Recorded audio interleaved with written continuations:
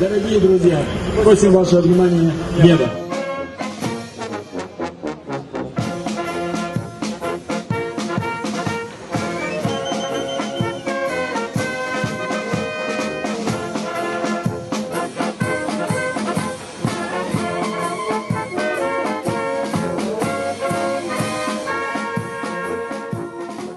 Сегодня во всех городах-героях, городах воинской славы проходит акция «Лучи Победы».